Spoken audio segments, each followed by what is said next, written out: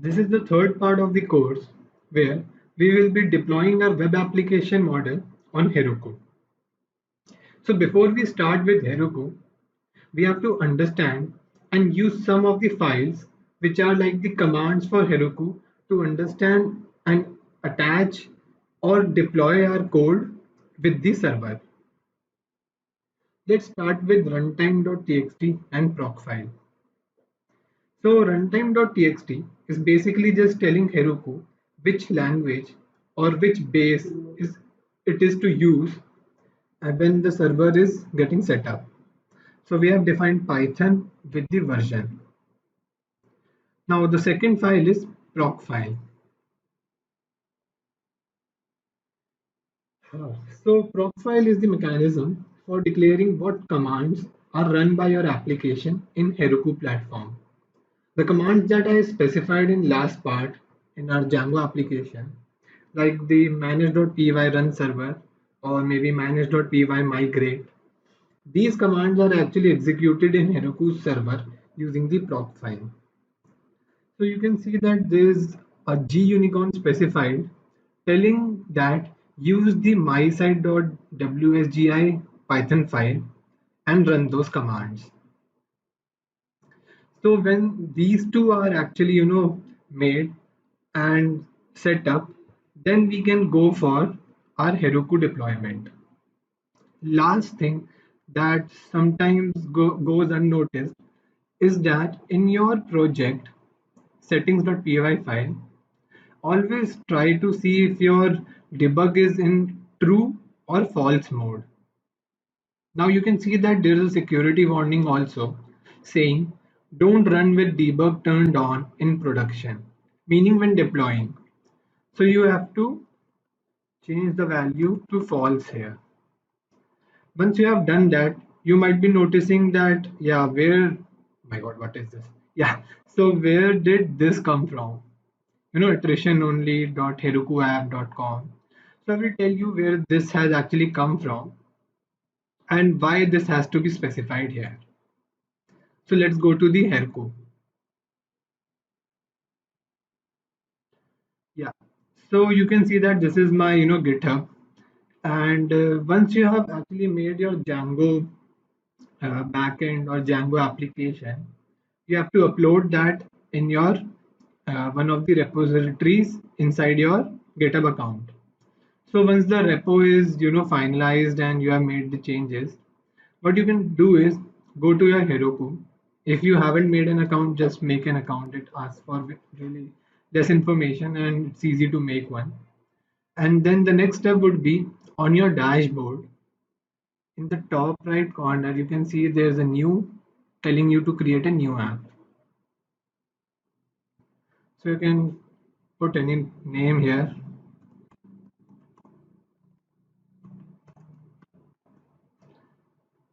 Okay, so it's telling me that yeah, I can keep my app name here, whatever, and just create an app. So I won't be actually creating a new app since I've already made one. But once you make a new app, it would be showing in your dashboard. And through the dashboard, go inside the app. And you can see that there is giving me some options, like settings, access, metric deploy, stuff like that. So first of all, go into your settings. Now, once you go into your settings, you can see build packs. So like Heroku, has to understand that your backend is actually in Python language. So you have to add a build pack. And inside build pack, you can see the Python. So select Python and save changes.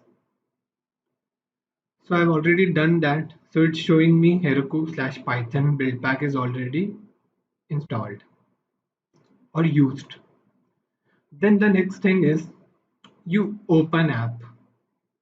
So click on the open app button and it will show you. Okay, it's loading. It's taking too much time.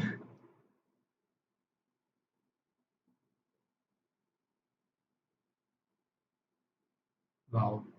Okay. Yeah. So you can see that this link is being shown here. So you just have to copy this link and maybe go to your repo and go inside your Python, settings.py, and just change the value or insert the value here. So I've already done that. If you haven't done, you can, change it now. So once you have changed it and the GitHub has, updated that change, you go back and now go for the deploy. So once you go for deploy, it is going to give you three options for deployment method. The first is Heroku Git. So you can use the Heroku CLI, the Heroku client, and directly run commands to upload and deploy your code. The second method is using GitHub Connect. So what this is actually is basically asking you to connect your GitHub account with your Heroku account. So you can see that it has connected my GitHub account here with the Heroku, and now it's accessing my only iteration repository. So you can see that I already have a disconnect option. Since you would be doing this for the first time, you would get a connect option here, and after that it will ask for your credentials. Once you fill in that, your GitHub and Heroku would be connected. Now we go for the last part, that is manual deploy. So you choose your, branch, from which branch do you want to use the code. And since my, the updated branch is final branch, I'm going to choose final. And then I'm going to click on deploy. Now this might take some time because this is doing a lot of stuff, which I'm going to explain now. So the first thing it does is it sees that, yeah, Heroku Python build pack is to be used, and from runtime.txt it understands which Python version is to be used. Now it has installed the Python. Oh my god. Yeah, so it has installed the Python version, and now it's going for the requirements. So it's uh, you know starting with requirements.txt, and it will install all of the packages dependencies that you have specified in your requirement.txt. Once it does that, it runs a command called collect static, which does this is that it actually takes in all of your static files that might have been digressed from one place to another, and collects it and puts it into your static files directory, that which we had uh, specified in our settings.py. Now you can see that it has done all of its work, and if there's no problem, it would simply tell you to deploy to Heroku is successful. I can click on the view button and it would load your web application. Now you can see there's an error, but this is not actually an error because my URL doesn't specify any page for this particular URL. Once you write show iteration, you can see the iteration form that can be filled up now, and once filling up you can confirm submission, and then your result would be specified in the last of this page, where it will tell you if this person will it write or not. So with this we come to the last part, that was our deploying to Heroku, which is now finished. And if there's been any let's say there's some error that comes before deploying to Heroku, you can see that going through more and view logs. So you can see that it gives you a log of all the request and responses that this server is handling, and through there you can see if there's any error on part of your code.